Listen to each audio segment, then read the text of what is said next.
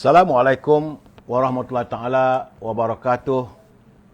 Salam bahagia, salam pertemuan. Apa khabar Puan Liza Bagan, teman-teman yang bersama dengan saya, Saudara Zamari LC. Terima kasih hadir menemani saya saban malam. Begitu juga Saudara Hamdan, Saudara Wasyarudin, Saudara Hamidah Morta, Zamari LC, Tuan Mat, Tuan Dolah. Apa khabar Tuan Mat? Saudara Syailah Ahmad, Yauman, Wan Syarudin, Mugi Musrian, Saudara Ana Rosli, Hamdan Morta, Tuan Ahmad Mak, Saudara Abdul Rahman Baba, Saudara Abu Nems, Saudara Sabarudin Din, Salam, Din Muhammad, Saudara Man Andy, Saudara Syah Ibrahim, Saudara Syaliah Ahmad, Saudara Mazlan Khalib, Saudara Zaliza Muhammad. Itu juga dengan Saudara Nuraizah Osman Syam, biometrik katanya. Saudara Syah Ibrahim, Saudara Wan Kasim, Wan Hashim Muhammad Din, Rubiah Osman, apa khabar Bi? Abu Nems, Saudara Halim, Saudara Samsuri. Terima kasih Saudara Adi User.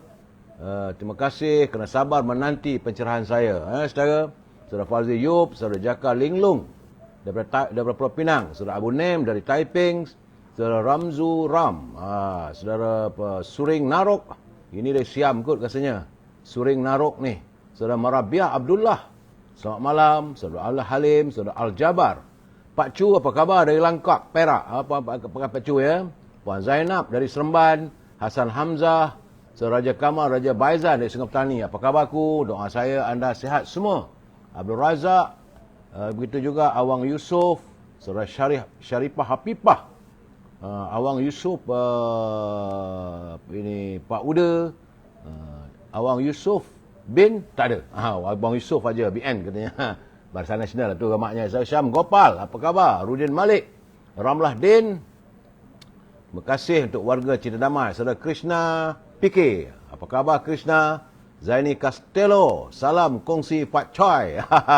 Saudara Muhammad Zaidi, Puan Kamisan Dahlan, Saudara Syari Hamzah, Tailong, semoga sihat semua ya, Saudara Syuhami. Itu juga dengan Saudara Hanim Hams. Ini teman kita, Saudara Syah Ibrahim, Joka Karim, Jamaluddin Mat Bujang, Saudara Azrul Jalil, Zainon Taib. Dan saya mengharapkan teman-teman semua jangan lupa like, share, subscribe. Itu yang penting bagi saya.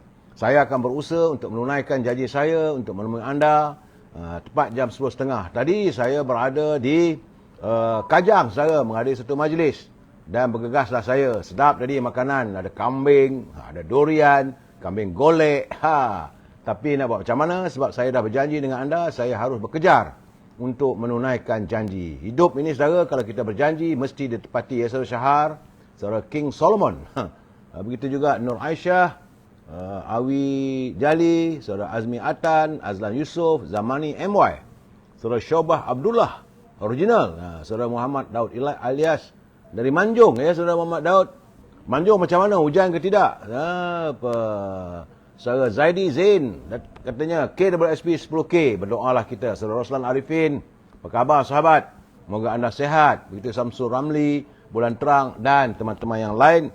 Saya mohon maaf kalau tidak dapat menyantuni semua, tapi insya-Allah usai pencerahan akan saya santun anda satu persatu ya, Saudara Mat Nawawi, Saudara Abzi Minodin, Jaka Linglung. Besok PM10 My Penang. Mudah-mudahanlah, memanglah dia asal orang Penang, orang Ceruk Tok Kun. Saudara Muhammad Khairul Kamarudin, terima kasih hadir. Man Beli. Begitu juga Saudara Azli, Madam K Syari. Baik saudara, saya harus memberi penerangan, pencerahan apa yang berlaku pada negara kita saat kita menghadapi perayaan Tahun Baru Cina Kongsi Pak Chai. Saudara, hari ini hari Sabtu. Sebentar tadi ramailah teman-teman kita, warga keturunan Tionghoa ataupun Cina makan besar, makan busat. Bagaimanapun hari ini hari Sabtu tanggal 21 Januari dan merupakan hari yang ke-1039. Makan besar juga saudara. COVID-19 pun berhati-hati sebab sudah 1039 hari dah. masih lagi belum usai. Bagaimanapun saudara, menurut laporan saudara Jamil Idris bersama dengan Rio, saya nampak ada kelegaan yang agak ketara kerana kemarin jangkitannya 318 tapi semalam susut kepada 285. Tiada berita kematian, alhamdulillah.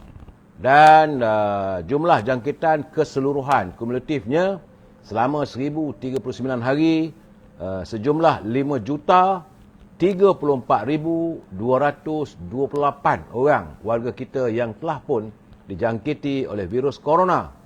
Dan jumlah kematian yang terkumpul adalah 36,923. Bagaimanapun yang sembuh juga sudah pun menjangkau 4,978,990. Tahniah kepada Kementerian Kesihatan yang bekerja keras untuk segera menyembuhkan teman-teman kita yang dijangkiti oleh virus corona. Yang lain-lain, saudara, harus kita menjaga kesihatan kita. Ini musim-musim perayaan ini, saudara. Pastikan anda melakukan penjarakan sosial. Dan kalau bertemu ataupun menaiki kenderaan awam yang ramai orang, pastikan anda menggunakan pelitup muka.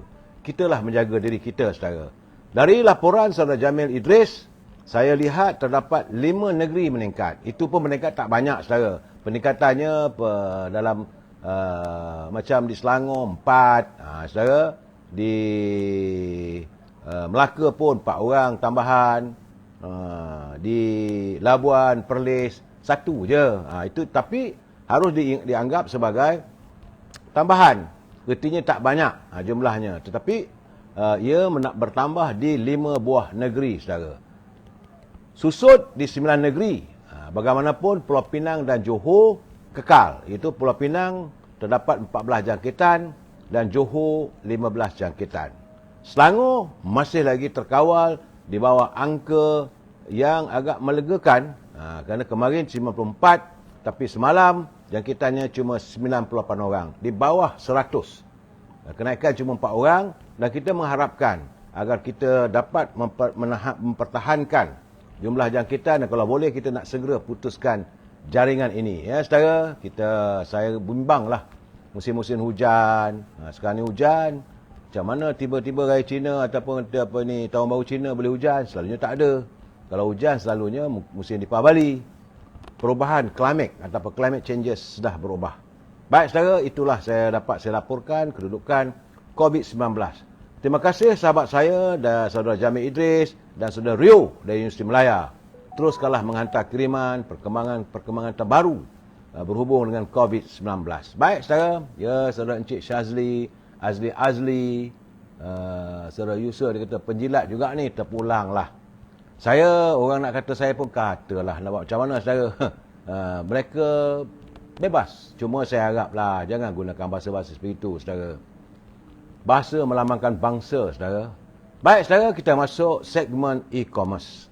Ini untuk teman-teman yang berniaga. Jadi kalau anda mempunyai produk, mahu saya mewawarkan produk anda, sila hubungi Al-Azhar di talian 011-330-41241. Al-Azhar memasarkan setangi bakur macam kemian, saudara. Bila dibakar, semerbak satu rumah. Terasa seolah-olah kita berada di tanah suci Mekah, saudara.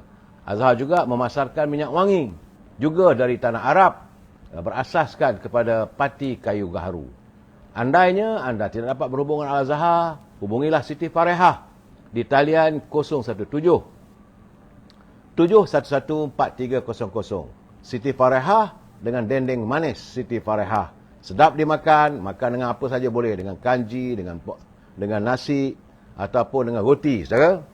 Dan bagi teman yang tinggal di Lembah Kelang, kalau anda mahu memperolehi bekalan buah-buahan, buah-buahan tersebut akan dihantar terus ke rumah anda. Hubungi saudara Syauqi di talian 012-357-5703. Kualitinya baik dan harganya lebih murah daripada harga di pasar. Saudara juga jangan lupa makanan kegemaran saya, popiah sira Lady Maria. Memang mengasyikkan.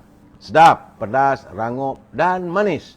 Kalau saudara nak merasai kenikmatan popiah sira Lady Maria, hubungi Nizam di talian 019-435-1203. Dan akhirnya, ini tak berapa hari lagi dah. Lepas ni tak adalah saya nak mengeluarkan produk ini, iaitu kerepek ubi ngaku. Itu merupakan ataupun dalam bahasa Inggerisnya ni dia orang panggil juga ubi arrowhead. Ini hanya ada pada musim Tahun Baru Cina saja. Usai Tahun Baru Cina tak ada dah. Ya, keripik ni memang sedap saudara. Kalau anda mau memesan, terhad saudara. First come first serve. Hubungi talian 018 279 4288. Harganya murah. Apa yang saya wawarkan ni produk teman-teman kita, saudara Afzizan, saudara Mimah S Kitchen, Nur Hisham, saudara Yusni Nan, Fazil Hamdan, saudara Abdul Rahman, Puan Rashidah Ahmad, Eva C. Itu juga Raf, sedapnya dendeng, Ikuan.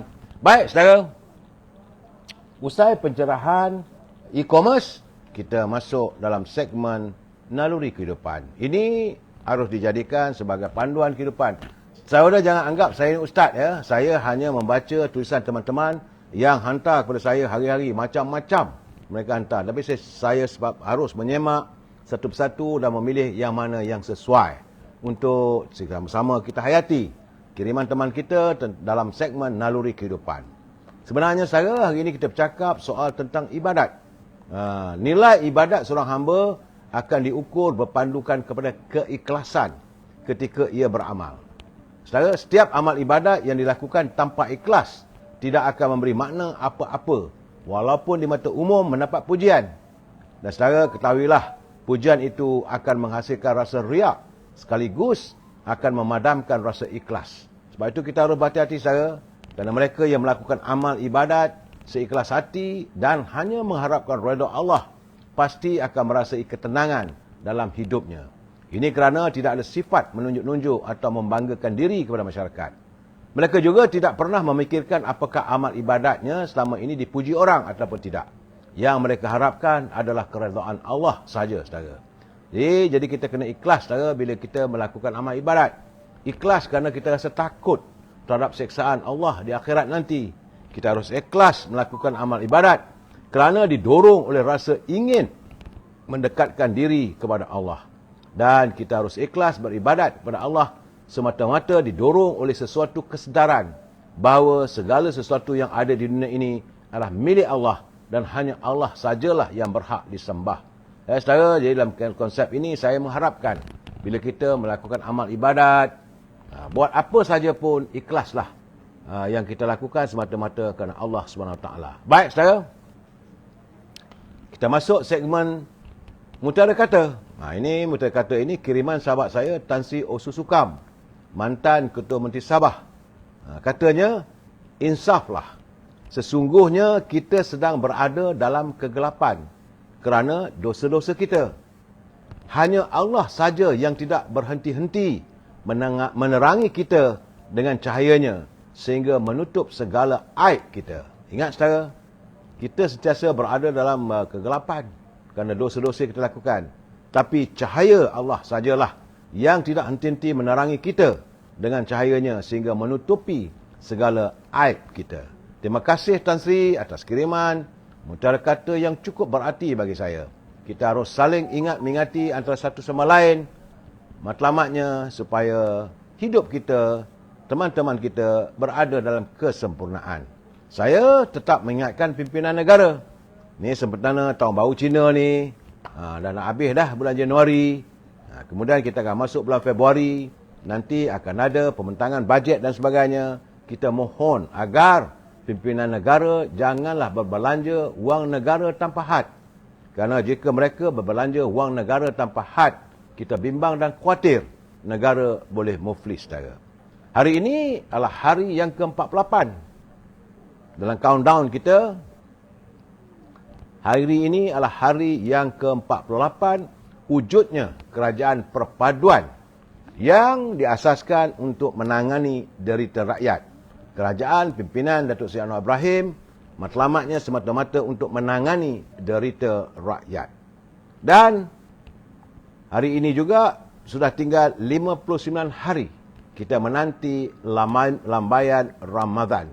Sama-samalah kita mengharapkan kita berkesempatan untuk melaksanakan ibadah berpuasa dalam bulan Ramadan. Lambaian Ramadan itu begitu menggamit hati dan perasaan kita, saudara. Bicara kita malam ini tajuknya penantian tanpa penghujung. Apa yang saya maksudkan penantian tanpa penghujung? Sabar dulu saudara. Kita santun pantun Pak Nazil. Terima kasih Pak Nazil atas kiriman pantun yang begitu berarti bagi saya dan saya rasakan sesuai untuk kita hayati bersama. Kata Pak Nazil, susun pakaian di atas para. Kemudian lena, mimpinya indah. Jangan dilayan perosak negara. Sekali terkena, cukuplah sudah. Jadi Pak Nazil mengingatkan kita supaya jangan melayan orang yang kita rasakan sebagai perosak negara. Cukuplah sekali kita terkena, saudara. Jangan kena 2-3 kali pula. Tambahnya lagi, beli senohong si ikan bulan, sama papaya si buah nona. Jika berbohong menjadi amalan, hidup nescaya tidak ke mana. Itu benar, saudara. Kalau hidup kita ni selalu berbohong, mungkir janji, itu adalah sebagai sifat orang munafik. Bila berbohong itu, kata Pak Nazil, hidup nescaya tidak ke mana pun. Itu keadaannya. Terima kasih Pak Nazil atas kiriman pantun dan kita mengharapkan agar Pak Nazil teruslah berkarya, menemani kita saban malam dengan coretan pantun-pantun yang bagi saya ada panduan, ada peringatan, ada bidalan dan sebagainya. Saya mendoakan agar Pak Nazil sihat walafiat. Baik saudara, saya juga harus memberi peringatan pada teman-teman yang menyunting semula live saya ini dan dimasukkan dalam apa saja channel yang ada dalam media sosial. Anda harus bertanggungjawab. Saudara hidup janda katanya. Salam, tolong kami rakyat Marhain di Malaysia luluskan KWSP. Itu permintaan. InsyaAllah kita doakanlah saudara. Dan saya amat mengharapkan agar mereka yang menyunting semula live saya ini perlu berhati-hati kerana anda harus bertanggungjawab atas setiap suntingan yang anda lakukan. Kerana saya tidak mempunyai kemampuan untuk memantau setiap suntingan maupun tulisan anda. Jadi kalau anda menulis dalam halaman ini, pastikan ia tidak bercanggah dengan ketetapan yang dilakukan ataupun ditetapkan oleh Kementerian Komunikasi dan Digital, saudara. Ingat, saya harus mengingatkan ini adalah pencerahan politik, matlamatnya sekadar memberi informasi, tidak lebih daripada itu. Bila saya memberi pandangan, kita mesti memegang pada prinsip, kita mesti bersetuju untuk tidak bersetuju. Jangan saya ingat bila tak bersetuju itu saya terus nak marah. Tak boleh. Kita mesti bersetuju untuk tidak bersetuju. We must agree to disagree, saudara. Kalau saudara nak menyantuni, santunilah dengan bahasa yang molek sebab kita adalah warga cinta damai. Kita tidak akan menggunakan bahasa-bahasa yang tidak harmonis, bahasa-bahasa yang tidak melambangkan bangsa kita yang kaya dengan budi bahasa, saudara. Ingat tu pesanan saya, saudara. Dan sebagaimana biasa, saya semalam pagi tadi menerima sedikit culipan titah Duli Yang Mulia Sultan Perak. Saudara, jadi menurut tuanku Sultan Nazrin Shah, bahawa prasyarat paling penting bagi negara pada masa ini ialah kestabilan politik untuk membolehkan kita bergerak ke hadapan. Dulu Yang Mulia Sultan Perak, Tengku Sultan Nazrin menitahkan bahawa kestabilan politik itulah merupakan prasyarat penting untuk negara maju ke hadapan. Titah baginda, kestabilan politik akan membolehkan perancang memberi tumpuan pada jangka panjang dan melaksanakan dasar-dasar serta langkah yang perlu untuk membina keyakinan pelabur. Ini peringatan daripada baginda Sultan Perak, saudara.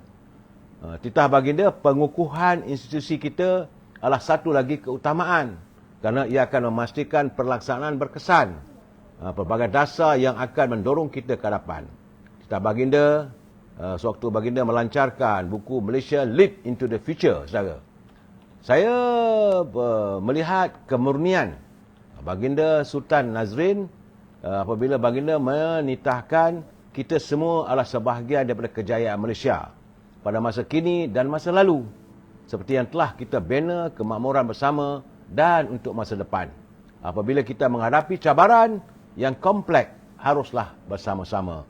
Itulah titah Duli Yang Mulia Sultan Nazrin, payung mahkota negeri Perak, negeri teman, jom. Baik, saudara. Saya rasa bangga saudara bila tuanku, raja saya menitahkan sesatunya banyak pengertian, banyak makna dan begitu berisi titah baginda. Hari ini saudara saya melihat hujan dan pertambahan jumlah kenderaan sejak pagi tadi, sejak malam tadi telah pun menyumbang kepada kesesakan trafik lalu lintas di kesemua lebuh raya. Warga kota dilihat terus mengambil peluang dalam cuti panjang itu sehingga hari Selasa sempena perayaan Tahun Baru Cina dengan berpusu-pusu untuk pulang ke kampung halaman masing-masing sejak semalam saya. Jadi kesesakan lebih awal berlaku di laluan masuk ke Plaza Tol Gombak dengan pertambahan jumlah kenderaan yang keluar dari lebuh raya lingkaran tengah 2 MR2 menuju ke Plaza Tol berkenaan. Menurut pengurus kanan Ketua Aneh Berhad Puan Razimah Muhammad Radhi, cuaca hujan sejak pagi juga turut menyumbang kepada kesesakan membuatkan keadaan agak sesak dan kereta berjalan agak perlahan. Setakat jam 2 petang tadi, di lebuh raya KLK terdapat kesesakan sejauh 15 km. Jadi saudara, hati-hati dan bersabarlah bila saudara memandu. Tapi malam ni rasanya tak ada lah juga, dah banyak dah. Sebab semua dah sampai ke destinasi. Bagaimanapun, saya ingin mengingatkan anda, kalau anda menggunakan lebuh raya, sekarang ni lebuh raya tak ada tol, hari ni dengan besok, saudara. Kerana pihak Polis Raja Malaysia telah pun mengatur gerak unit drone. Itu pasukan gerak udara bersama Jabatan Siasatan dan Penguatkuasaan Trafik bagi memantau aliran trafik di semua lebuh raya utama negara. Jangan saudara nak cuba-cuba menciduk sana sini sebab mungkin tak nampak, tak ada kereta polis ataupun roadblock, tetapi ada drone di atas yang akan memantau perjalanan kereta anda. Hati-hati saudara. Saya tidak sukalah nanti anda kena saman. Kalau kena saman dengan drone sebagaimana yang saya katakan semalam, melotong laluan berbahaya, tidak ada compound, terus dibawa ke mahkamah. Begitu juga kalau anda menggunakan kawasan kecemasan. Semua itu akan dirakamkan oleh alat drone milik pasukan polis negara kita di seluruh negara. Jadi berhati-hati saudara, kerana menurut pihak polis pergerakan trafik sesak. Sekarang ni katanya dimenjangkakan untuk ke Pantai Timur saja sekitar 170,000 kenderaan. Jadi untuk itu unit drone dari Polis Raja Malaysia diatur gerak bersama pasukan JSPT sepanjang Ops Selamat untuk memantau aliran trafik di lebuh raya. Semua saudara. Jadi saudara, dalam keadaan begitu, kita harus berhati-hati bila anda memandu. Kalau macam mana apa yang berlaku semalam, ada satu kereta tu, Myvi, dia cuba-cuba mengganggu ataupun memperlihatkan lagak sebagai samsing jalanan. Tiba-tiba rupanya kereta yang diganggu itu adalah anak Perdana Menteri. Kan bermasalah. Jadi saudara, hati-hati jalan raya, jangan ikutkan perasaan, mandulah dengan sebaik mungkin. Itu tentang aliran trafik, jalan raya, bawa kereta, musim cuti ni, saudara. Saya ingin memetik laporan portal FMT. Ini saya rasa wajar saya nyatakan. Bahawa beberapa minggu lalu, Perdana Menteri Yang Berhormat Datuk Ibrahim telah pun menggesa agar penjawat awam menegur tindakan kerajaan sekiranya melanggar undang-undang. Itu permohonan dan permintaan kenyataan Yang Berhormat Perdana Menteri.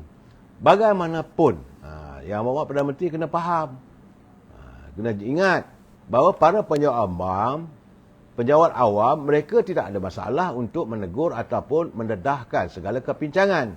Tetapi mereka bimbang kerana seandainya mereka menjadi pemberi maklumat mengenai bos mereka atau rakan sekerja mereka, jadi akhirnya orang yang mengadu mereka ini berkemungkinan berhadapan dengan masalah apabila diambil kira amalan sedia ada. Demikian kata bekas kaki tangan awam yang sedang berkhidmat. Jadi mengikut sistem sedia ada, ketua jabatan terlalu berkuasa. Sebenarnya secara ketua jabatan juga terlalu berkuasa. Kalau di pejabat daerah, DO paling berkuasa. Kalau di kementerian, saya KSU paling berkuasa. Jadi kalaulah satu orang KSU atau kaki tangannya melakukan kepincangan dalam aliran pentadbiran, Jadi pengadu ni bimbang. Nanti mereka akan dibekukan jawatannya. Ini sebab itu mereka mohon agar nama tidak didedahkan. Kerana kesannya mereka mendakwa sudah melihat terlalu banyak yang berlaku dalam perkhidmatan awam dan berpendapat lebih baik tidak masuk campur dan melupakan. Jadi akhirnya mereka bersikap, biarlah kubur masing-masing. Jadi akhirnya harapan yang diharapkan oleh Yang Amat-Amat Perdana Menteri tidak kesampaian. Ini masalah. Saya mengharapkan agar dasar kaki tangan kerajaan ini perlu diubah. Kalau mereka menceritakan yang benar, mereka mendedahkan kepincangan, tak seharusnya mereka diambil tindakan. Kerana sekarang ni, dan memang dulu pun saudara, sekian lama, khususnya dalam jabatan kerajaan, budaya menakut-nakutkan.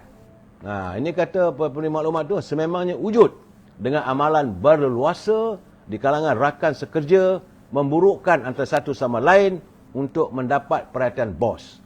Artinya, kalau ada lah orang nak beri aduan dan sebagainya, maka ada pula rakan sekerja ni kerana nak bodek bosnya tu, dia ni lah bagi beritahu, maka orang itu dikenakan cold storage ataupun dibekukan, keadaannya disimpan di peti sejuk. Peti sejuk tu maksudnya tak ada kenaikan pangkat, kerja pun dia buat tak tahu. Jadi perkara ini juga perlu diubah. Yang Amat Datuk Seri Anwar Ibrahim perlu menjelaskan pada Ketua Setiausaha Negara agar budaya ini mesti diubah. Kalau tidak, susah. Sebab sekarang ni kita nak melihat ketelusan dalam kepimpinan. Kerana memanglah sebagai hakikat kerajaan mereka takut, mereka bimbang. Nanti hilang jawatan, hilang peluang kenaikan pangkat. Bolehlah Yang Amat Perdana Menteri bercakap, minta supaya kaki tangan kerajaan mendedahkan ataupun melakukan perubahan. Boleh. Tetapi bagaimana kalau mereka yang memberi maklumat itu akan diambil tindakan? Mereka akan disisihkan. Kalau ada peluang kenaikan pangkat pun tak ada. Ini keadaannya yang saya harap. Sebab seorang bekas pegawai yang meletak jawatan beberapa tahun lalu pernah bercakap. Dia mengenai budaya menutup sebelah mata untuk melindungi pegawai tertinggi. Ini perlulah dilihat oleh Ketua Setiausaha Negara. Dan juga Ketua Pengarah bahagian perjawatan. JPN Jabatan Perkhidmatan. Jabatan Perkhidmatan Awam. Ketua Pengarah Jabatan Perkhidmatan Awam harus merubah keadaan begini. Dan kalau ada pegawai-pegawai tertinggi, saya katakanlah macam di pejabat daerah, DO. Pegawai daerah ataupun Ketua Pegawai Daerah 1. Penolong ataupun timbalan Ketua Pegawai Daerah, penolong pegawai daerah. Dia ada dekat pejabat daerah ada 4 atau 5 penolongnya. Jadi kalau ada kepincangan boleh diadukan. Begitu juga macam ada pejabat kastam, pengarah, timbalan pengarah, ramai lagi yang lain. Jika ada kepincangan, mereka ini mesti diadukan. Jadi kepada mereka yang membuat aduan itu, tidak bolehlah diambilkan tindakan sewenang-wenangnya. Perlu disiasat. Kalau ada benarnya, maka ambil tindakan. Dan jangan pula dikambing hitamkan orang yang mengadu.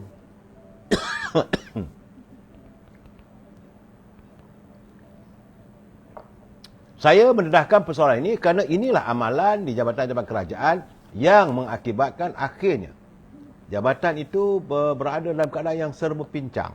Kaki tangan, tutup mulut. Bila nak buat satu majlis ke, bila ada masalah-masalah, ada korupsi, semua diam. Takut sebab bos itu adalah segalanya. Yang ini perlu dihapuskan, yang ini juga perlu dicari upaya. Budaya takut pada bos bukan kerana tidak melaksanakan tugas dan tanggungjawab, tapi takut pada bos untuk menyatakan kebenaran saudara. Itu yang saya harus nyatakan. Saya mengharapkan agar KSN, Ketua Pengarah Jabatan Awam, Pejabat Awam dan KSU perlulah, sebab anda gaji besar. Jangan hanya menuduh pada orang politik saja. Ini keadaannya saudara. Kadang-kadang KSU ni pun dia ikut menteri je, bodek menteri supaya isi diri dia tidak diambil tindakan dan sebagainya. Akhirnya segalanya dia pincang. Itu keadaan saudara. Baik saudara. Walaupun hari ini kita bercakap tentang Kuala Pak Choi, sekali lagi saya melihat saudara, bahawa dalam keadaan begini kita rakyat seronok makan limau, Kalau warga keturunan Cina, Yam Seng, Makam Besar. Tapi ada seorang insan yang masih lagi sepi di belakang tabir jeriji besi di penjara Kajang, iaitu Datuk Seri Najib Tun Razak. Benar, besok selalunya penjara akan memberi peluang kepada banduan-banduan untuk menerima lawatan hari keluarga. Tapi itulah keadaan yang dihadapi oleh Datuk Seri Najib. Dalam keadaan begini, saya amat mengharapkan agar segeralah, bukan kita nak minta dibebaskan, keadilan dalam pembicaraan. Keadilan itu saya memang bersimpati saya. Sebab itu kadang-kadang masalahnya sekarang ni orang menuduh pula seolah-olah Datuk Seri Zahid tak nak membela Datuk Seri Najib. Saya ingin menjelaskan bahawa memang saya tengok banyak kiriman. Datuk Seri Zahid kenapa berlepas tangan, kenapa berdiam diri. Sepatutnya dia harus ke depan membela. Dia tak boleh melakukan sebarangan kerana negara kita ni mengamalkan separation of power ataupun pembahagian kuasa. Beliau berada dalam pihak eksekutif. Diri dia sendiri pun sedang dibicarakan. Kalau dia dilihat bercakap soal mengkritik badan kehakiman, jadi orang akan melihat seolah-olah dia nak melepaskan diri dalam kes dia. Saya harap teman-teman semua, khususnya ahli UMNO, faham. Jangan kata bahawa dia tidak bersimpati dengan Tun Najib. Memang usaha sedang dilakukan oleh pihak kerajaan. Tapi sebagaimana yang saya katakan, selagi tidak dirubah, tidak dirombak badan-badan kehakiman ini, terutama peguam negara, ini ataupun yang kita sebut sebagai yang ada sekarang ni lah, kita peguam negara AG, Attorney General ni, terpulang pada dia lah, sama ada macam mana nak menjalankan pembicaraan itu. Sebab hari ini saya melihat warga, rakyat khususnya sudah pun mula menuturkan permintaan, dan persoalan ini diajukan kepada Yang Amat Perdana Menteri. Kerana satu ketika dahulu Datuk Seri Anwar Ibrahim pernah menyatakan beliau mahu pembicaraan ataupun Datuk Seri Najib diadili sewajarnya. Malahan Datuk Seri Anwar Ibrahim juga pernah mengalami pembicaraan yang dilihat persepsi, dikatakan tempang dan sebagainya. Tapi sekarang ini sudah sampai masanya Datuk Seri Anwar Ibrahim memperbetulkan kalau ada sesuatu yang tak betul. Itu saja. Bukan lebih daripada itu saya. Jadi dalam keadaan hari ini, yang paling penting pembicaraan Datuk Seri Najib, pertama-tama sekali mesti ada upaya membawa Joloh ke muka pengadilan. Kena bawa Nek Faizal, kena kemukakan Zeti, kena bawa suami Zeti, kena bawa wakil daripada Goldman Sachs, kena bawa mereka yang sampai 100 orang yang terlibat. Barulah dilihat pembicaraan itu adil. Kalau terbukti Datuk Seri Najib bersalah, hukumlah, tak ada masalah. Tapi warga melihat, kenapa cuma Datuk Najib seorang saja? Orang lain bebas. Nek Faizal bebas, Zeti bebas. Malahan orang menuntut bagaimana Hakim Nazlan, kenapa masih berdiam diri? Kenapa tidak ada persoalan berhubung dengan siasatan yang katanya telah pun disiapkan? Siasatan terhadap Zeti dan juga mantan Gubernur Bank Negara juga katanya dah siap. Tapi kenapa tidak dibawa ke muka pengadilan? Ini yang dilihat bahawa rakyat menuntut keadilan dalam pembicaraan. Saya nak jelaskan saudara, bukan minta dibebaskan, tapi minta ada keadilan dalam pembicaraan. Baru kita tahu siapa mana benar tak benar, bersalah tak bersalah Najib. Dan orang-orang lain yang begitu ramai bersekongkol dalam mewujudkan skandal YNDB ini perlu dibawa ke hadapan. Selagi mereka ini tidak dihadap ke mahkamah, maka kadang-kadang orang melihat seolah kerajaan melindungi penjenayah. Penjenayah yang melakukan segala kebejatan. Saya bukan nak berjuang, cuma bila datang Tahun Baru Cina ni saya katakan, sebab saya tahu besok, pengalaman saya sebagai wartawan jenayah, besok tentulah para banduan akan menerima kehadiran keluarga mereka untuk lawatan. Jadi tentulah Datuk Seri Najib juga menanti kedatangan keluarganya untuk lawatan yang diizinkan kerana sempena Tahun Baru Cina. Waktu itu kadang-kadang berlah, kenapa dia seorang? Saya bukan nak membela Najib pesih. Saya cuma melihat bahawa keadilan dalam pembicaraan ini perlu ditegakkan. Saudara, ini Pak Raizal dia kata walaupun meroyan tak boleh move on lagi ke? Ini masalahnya nak move on macam mana kita ni dalam bila perbicaraan itu dilihat. Kita merasakan bawa jolo. Dulu Ketua Polis Negara pernah mengatakan boleh cari, tak ada masalah. Jolo ada di mana-mana boleh dapat. Kita ada hubungan dengan Interpol. Begitu juga Nek Faizal. Kena dibawa mereka ini. Ramai. Mereka bebas. Zeti masih lagi boleh menghadiri majlis dan sebagainya. Sedangkan Singapura mengesahkan suami juga ada. Suami Zeti juga ada terlibat. Jadi keadaan inilah saudara, kita mengharapkan agar perbicaraan terhadap Datuk Seri Najib ini cepat disegerakan dan biarlah ada keadilan dalam perbicaraan. Itu yang kita minta saudara. Nak cakap lebih-lebih nanti orang kata contempt of court. Tak boleh saudara. Okey saudara, dalam saat ini saya ingin menjelaskan sekali lagi bahawa ini adalah hari yang ke-48 wujudnya kerajaan perpaduan yang dipimpin oleh Datuk Seri Anwar Ibrahim bermatlamatkan untuk menangani derita rakyat.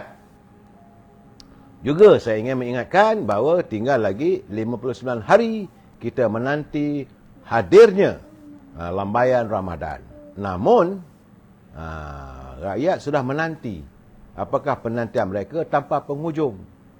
Kerana saya melihat menurut kepada Setiausaha Persatuan Sekerja KIPEC sebenarnya MTUC.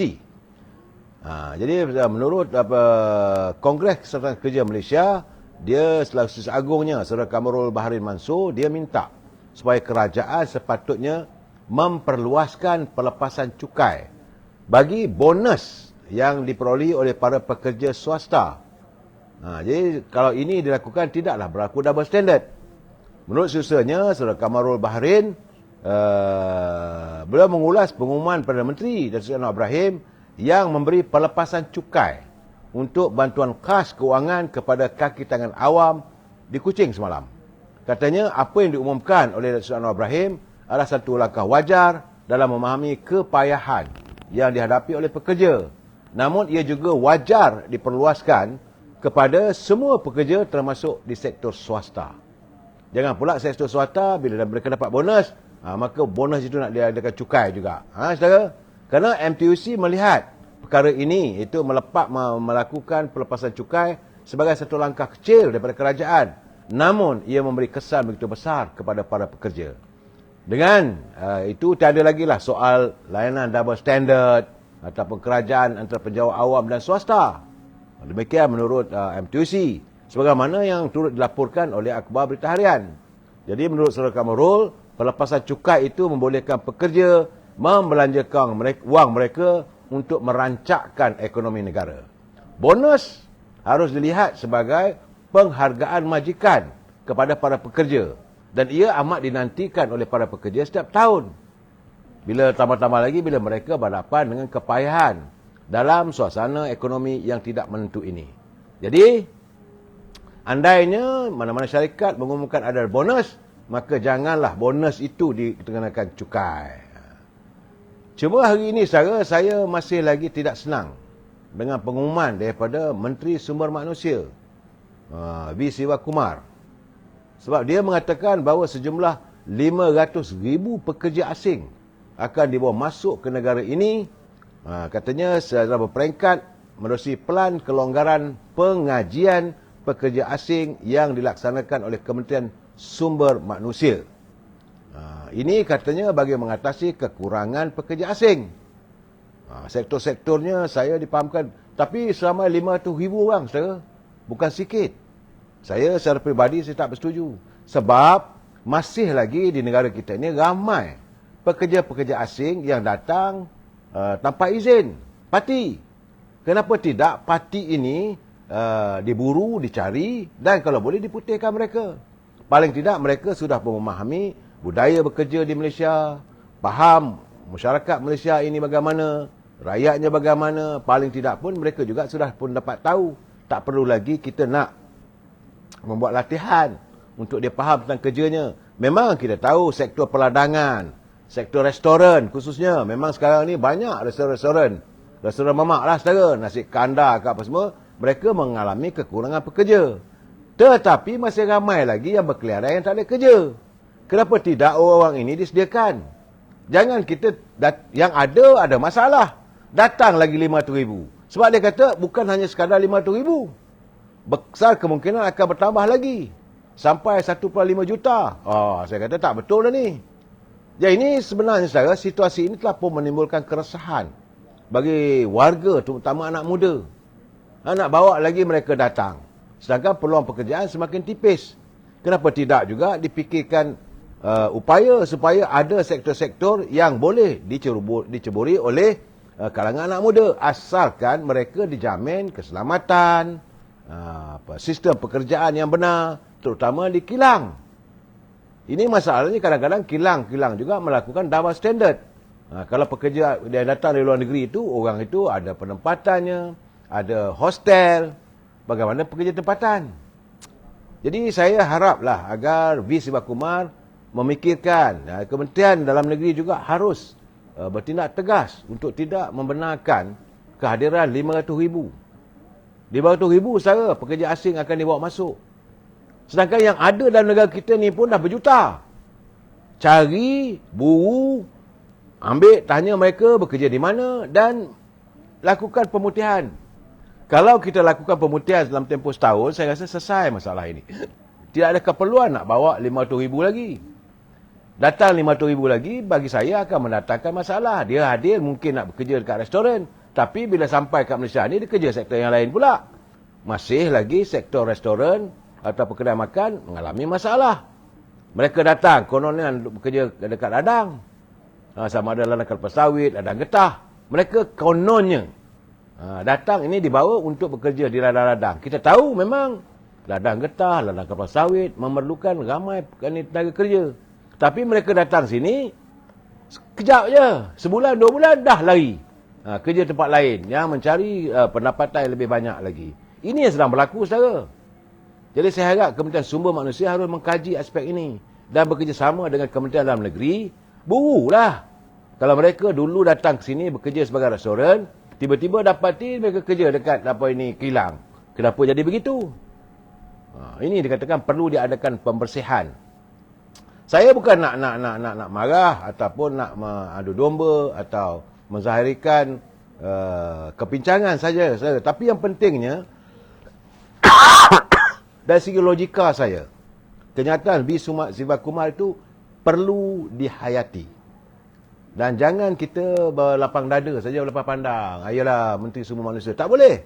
Kita kena, kalau tak betul, kita buat bantahan. Sebab no one is perfect in this world. Itu je saya. Jadi saya haraplah, kerana ramai orang, warga net khususnya menghantar kiriman pada saya, mereka minta agar kerajaan menyemak semula keputusan tersebut. Saya, baik. Habis cerita pekerja asing, sekarang ni kita nak tanya tentang Yang Amat Berhormat Perdana Menteri Datuk Seri Anwar Ibrahim yang sedang mengalami serangan begitu teruk di kalangan sebahagian para pembangkang yang menggunakan media sosial. Hari-hari ada je cerita yang tak betul tentang Datuk Seri Anwar Ibrahim. Tapi setelah saya fikirkan, ada juga fakta-fakta yang dilontarkan itu yang boleh diperbaiki. Ya, sekarang ni banyak melihat bagaimana pendedahan Datuk Seri Anwar Ibrahim berhubung dalam media sosial yang mencatatkan bahawa terdapat senarai mereka yang memberi dana politik kepada Perikatan Nasional. Kenyataan beliau itu disiap dengan gambar dia pegang senarai list itu agak memeranjatkan warga. Namun, sehingga saat ini tiada sebarang tindakan. Apakah hanya dengan memaparkan, ini saya ada senarai mereka yang menggunakan dana derma politik. Kalau benar ada, apa salahnya tangkaplah. Takkan nak berlapang dada juga. Ini yang rakyat fikir, apakah ini hanya sekadar retorik. Saya harap Datuk Seri Anwar Ibrahim dan sisa politiknya, pegawai clear Datuk Seri Anwar Ibrahim dapat memikirkan. Rakyat dah tak sabar lah ni. Nak tunggu. Sebab pendedahan demi pendedahan yang dilakukan oleh Datuk Seri Anwar Ibrahim agak memeranjatkan. Banyak pendedahan. Begitu juga berhubung dengan salah laku dalam kerajaan terdahulu. Tapi tak ada pun Cuma yang kita lihat seorang yang dikatakan punya hubungan keluarga dengan mantan Perdana Menteri yang ditahan oleh SPRM. Bagaimana yang lain? Rakyat tengah menanti, tak sabar. Jadi sepatutnya dilakukan segera. Tapi hingga saat ini tiada sebarang tangkapan ataupun siasatan yang didedahkan. Jadi pemain-pemain sektor, sebab 2 minggu lalu, saudara, 2 minggu lalu kata alasannya tiada siasatan terhadap kononnya lah. Sebab berhubung dengan dana 600 bilion dan sebagainya, masa tu kata siasatan tak boleh dibuat. Kerana Tan Sri Muhyiddin kononnya berada di luar negara. Tapi sekarang beliau dah ada dalam negara. Apakah tiada siasatan? Rakyat nak tengok sebenarnya. Tak sabar diorang. Sebab diorang pun bengkak juga hati. Kalau betul ke begitu? Ini keadaannya saya amat mengharapkan agar kerajaan pimpinan Datuk Seri Anwar Ibrahim tidak hanya berretorika dalam melontarkan kenyataan-kenyataan yang akhirnya tak ke mana. Saudara. Jadi rakyat juga tak mahu melihat, tak mahu lagi kerajaan hari ini bersikap memberi ikan. Ini juga rakyat tak suka. Bila ada masalah, berikan. Yang rakyat mahu, berikan mereka pancing dan ajar bagaimana untuk menangkap ikan. Maksudnya, perbaiki sektor ekonomi sebaik mungkin. Contoh bagi saya katakan, macam persoalan pengeluaran wang daripada kumpulan wang simpanan pekerja. Ini adalah antara contohnya di mana seandainya diizinkan mereka mengeluarkan wang ataupun dicari upaya sebagaimana yang saya lontarkan semalam, 2 malam yang lalu, gunakan wang simpanan mereka itu sebagai cagaran agar pecarum-pecarum ini boleh mendapat sejumlah yang agak besar wang untuk jadikan modal memulakan kehidupan daripada pihak bank. Itu mungkin boleh jadikan sebagai upayanya, sebagai alternatif. Jadi kenapa tidak lakukan begitu? Kalau tidak, rakyat akan menuntut. Sebab wang mereka berada dalam kumpulan simpanan pekerja, beku saja di situ. Dan kehidupan mereka bertambah tenat. Untuk memulakan perniagaan, susah. Nak memulakan kehidupan, kesan daripada 4 tahun yang lalu. COVID-19 ini setara dan juga PKP yang dilakukan oleh kerajaan pimpinan Tan Sri Muhyiddin waktu itu, menimbulkan kesan sehingga hari ini. Ramai yang hilang pekerjaan, ramai yang mengalami kemerosotan ekonomi dan sebagainya. Jadi dalam keadaan begini, mereka mengharapkan agar Yang Berhormat Perdana Menteri, beliau juga selaku sebagai Menteri Kewangan, harus memikirkan. Jadi saudara Awandi, dekat sekarang ni susah lah. Nampak gaya kena mengenyamun lah agaknya. Ini keadaannya saya lihat saudara. Retorik politik rakyat dah tak nak dengar. Sesuatu yang berbau retorika, rakyat dah tak nak dengar. Rakyat nak tahu apa. Sebab bangun pagi, anak isteri nak tengok apa makanan di atas meja. Hari ini rakyat lebih mementingkan soal perut. Politik lah. Retorik, bahawa nak buat itu, nak buat ini, buatlah. Tak ada masalah. Tetapi santuni ekonomi rakyat. Itu lebih penting. Macam saya, rakyat begitu kesan. Bila melihat Kementerian Pertanian dan Kementerian Perdagangan Dalam Negeri Awal Pengguna. Orang suruh bercakap masalah ayam, masalah telur, masalah harga barang naik lagi. Tapi tengok gambar, Menteri Perdagangan Dalam Negeri Awal Pengguna tunjuk senarai. Tiba-tiba dalam senarai itu, harga babi hidup RM15. Mengamuklah rakyat. Yang tak sepatutnya. Ini gambaran saya kata kadang-kadang menteri mereka sabotaj kerajaan. Apakah mereka melakukan sabotaj terhadap kerajaan? Ini juga harus dilihat. Saya memandang dengan pandangan yang agak sinis. Saya bersimpati Datuk Seri Anwar Ibrahim yang kena kecam, yang beliau sedang diserang oleh warga net dan sebagainya. Jadi kehadiran mereka sebagai menteri sepatutnya membantu. Tapi hingga saat ini kehadiran menteri pun yang kita nampak. Betul, memang kita nampak Menteri Kesihatan okey, ada resultnya. Tapi bagaimana menteri-menteri yang lain?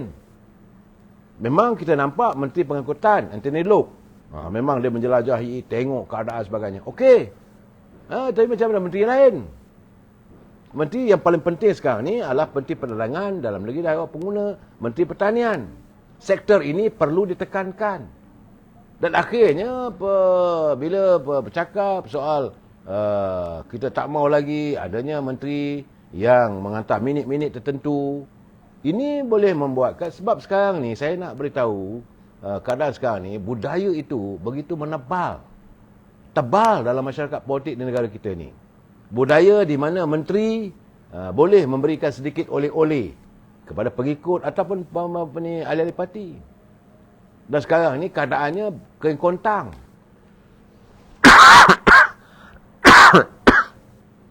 Bila suasana kering kontang, maka rakyat akan marah. Kontang. Jadi Datuk Seri Anwar Ibrahim kena memikirkan bagaimana persoalan ini dapat disantunkan. Sebagaimana kata semalam, polisi ekonomi Tun Razak adalah economic socialisme. Itu kesejahteraan rakyat sama rata. Yang cuba dilakukan oleh Tun Razak dalam melalui dasar ekonomi baru. Dan saya haraplah Datuk Seri Anwar Ibrahim dapat memikirkan di saat beliau melontarkan upayanya untuk mewujudkan masyarakat madani.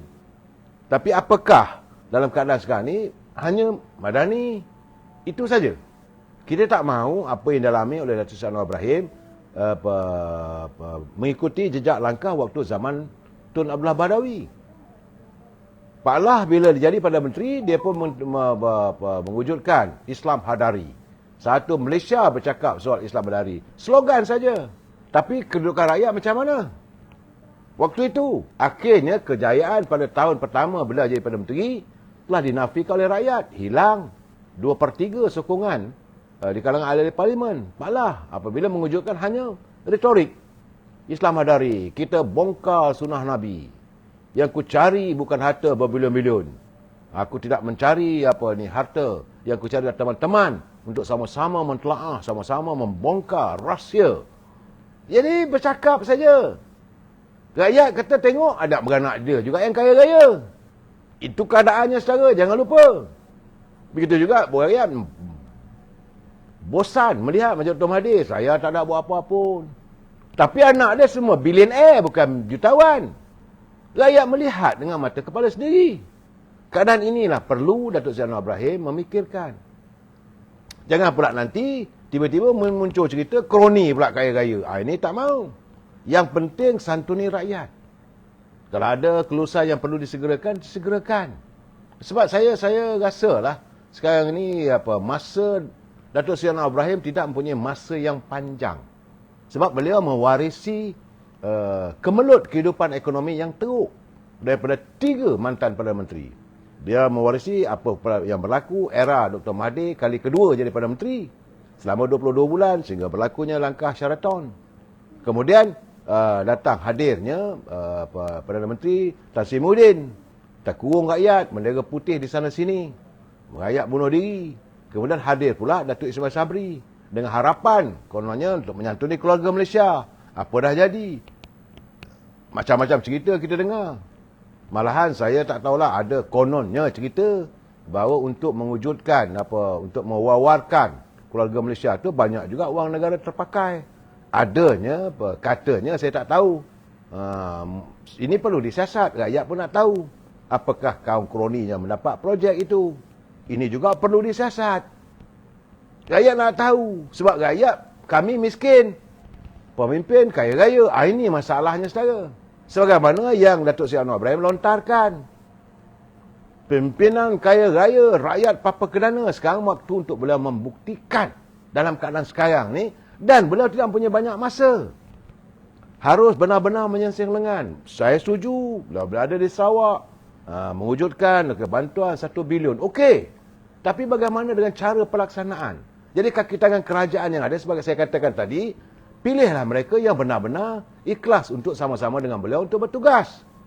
Kerana at the end of the day, akhirnya segala-galanya terletak pada tangan ketua sesena negara, ketua siswa, ketua pengarah. Mereka lah kumpulan pelaksana. Dasar yang dibuat oleh Datuk Seri Anwar Ibrahim ini memerlukan pelaksanaan. Pelaksanaan ini terletak pada kaki tangan kerajaan. Tumpuan harus diberi. Ini keadaan saudara. Bukan hanya menyalahkan orang politik. Selama ini banyaklah orang menyalahkan orang politik. Saya tidak mahu membela orang politik saudara. Kalau mereka yang melakukan kejahatan, sebab itu rakyat nak tahu. Orang politik mana yang sudah melakukan korupsi. Orang politik mana yang katanya projek 12 bilion lah, tempatan banjir 15 bilion ke 7 bilion ke, mereka nak tahu siapa yang meluluskan. SPRM kena jelas mengatakan ini projek telah pun diberi rundingan terus, syarikat ini tengah disiasat. Pemimpinnya, menterinya so and so, rakyat nak tahu. Datuk Seri, you cannot wait, tak boleh tunggu lama lagi. Sebab saya hari ini satu lagi saya tengok, untuk mengelak diri, dan mungkin untuk mengelak diri daripada disiasat oleh pihak berkuasa, tiba-tiba saya terkejut. Tok Lebait utama mengatakan bahawa pemberian duit kepada pengundi-pengundi itu dianggap sebagai sedekah. Saya geleng kepala. Memanglah pakar dalil orang tua ni. Dia kata bila parti PAS ataupun pemimpinnya, balasannya bila PAS memberi wang itu sebagai sedekah. Itu mengikut kefahaman saya lah saya. Jadi dia ikut logiknya saya, andainya jadi siapa pun bolehlah bagi sedekah dan menerima timbal balas itu juga sebagai sedekah. Jadi artinya macam mana nak mendung korupsi? Bagi projek, dapat projek, bagi pula pada pemimpin ini, saya sedekah. Dan bila ada pilihan raya, bagi pada pengundi, sedekah. Begitu mudahnya beliau mentafsir undang-undang yang wujud di negara ini, sedangkan mengikut undang-undang negara kita di bawah Akta SPRM 2009 Akta 964 Seksyen 3. Dalam Akta SPRM, suapan, suapan saudara, artinya wang, derma, alung, pinjaman, fee, hadiah, cagaran berharga, harta atau kepentingan mengenai harta, iaitu apa jenis harta, sama ada alih atau tak alih, faedah kewangan atau apa-apa pun manfaat seumpama itu boleh diisytiharkan sebagai suapan. Mengikut Akta Keselamatan Pilihan Raya 1954 pula, Seksyen 10, orang yang berikut hendaklah disifatkan bersalah atas kesalahan menyogok, iaitu tiap-tiap orang yang sebelum, semasa atau selepas sesuatu pilihan raya secara langsung atau tidak langsung, dengan sendiri atau melalui mana-mana orang bagi pihaknya memberikan, meminjamkan atau bersetuju untuk memberikan atau meminjamkan atau menawarkan atau menjanjikan, iaitu berjanji untuk mendapatkan atau berusaha untuk mendapatkan apa-apa wang atau balasan bernilai kepadanya untuk mana-mana pemilih atau pengundi, atau kepada, atau banyak atau ni, untuk mana-mana orang bagi pihak mana-mana pemilih atau pengundi, atau untuk mana-mana orang lain bagi mendorong mana-mana pemilih atau pengundi supaya mengundi ataupun tidak mengundi, atau yang secara rasuah melakukan apa perbuatan tersebut terdahulu oleh sebab pemilih atau pengundi itu telah mengundi atau tidak mengundi dalam mana-mana pilihan raya. Kau bagi sekupang pun sudah salah. Macam mana tuan ni Tok Lebait ni kata sedekah? Dan Seksyen 11 Akta yang sama menyebut tiap-tiap orang yang bersalah atas suatu perbuatan rasuah dan boleh apabila disabitkan oleh satu mahkamah, seksyen mengenai hal yang sebut dalam perenggan A dan B, dipenjarakan selama tempoh tidak melebihi 2 tahun dan didenda tidak kurang daripada RM1,000 dan tidak lebih daripada RM5,000, dan dalam apa-apa hal lain dipenjarakan selama tempoh tidak melebihi 1 tahun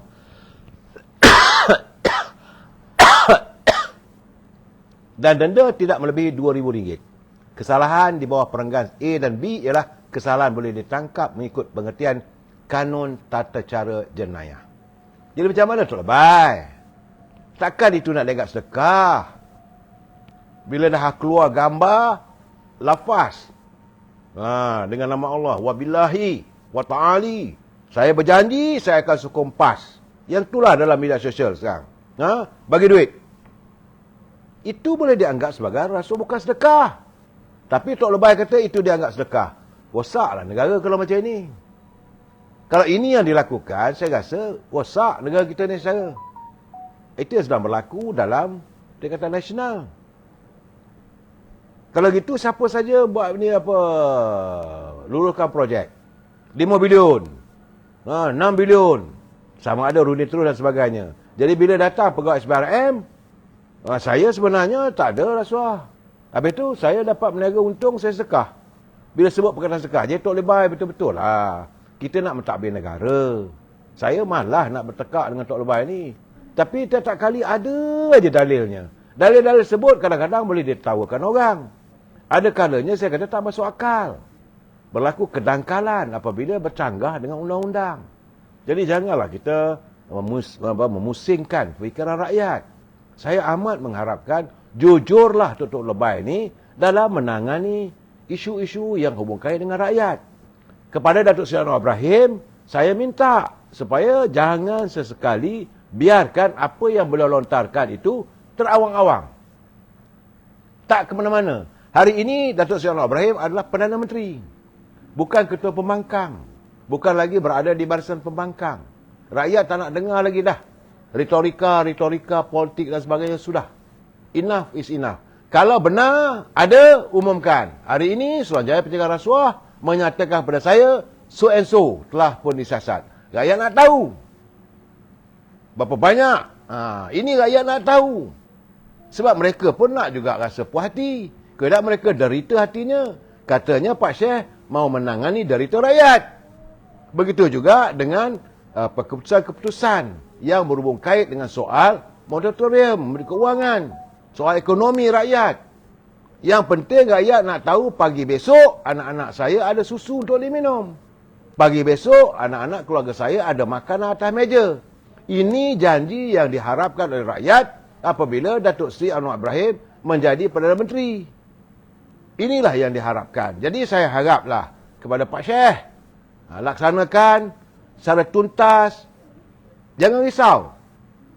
Ambillah tindakan pada mereka yang melakukan kebejatan pada negara. Yang kita harapkan. Saya tak mahu Datuk Seri Anwar Ibrahim tercemar.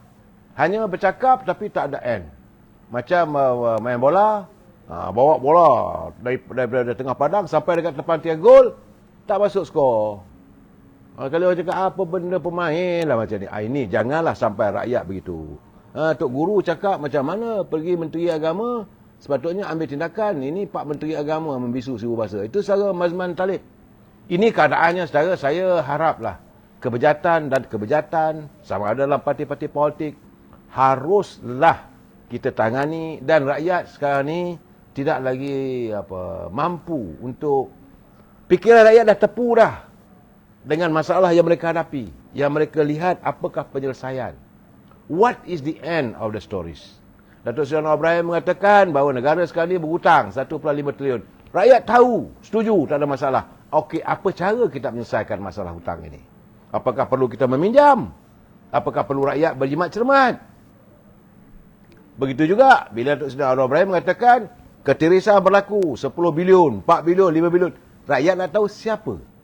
Bawa mereka ke muka pengadilan. Seret mereka untuk disiasat. Rakyat paling tidak pun hilanglah derita hati dan perasaan mereka. Hanya sekadar cakap. Tak ada ending. Kita sambung lagi malam esok. Wabillahi taufiq wal hidayah. Assalamualaikum warahmatullahi wabarakatuh. Selamat malam.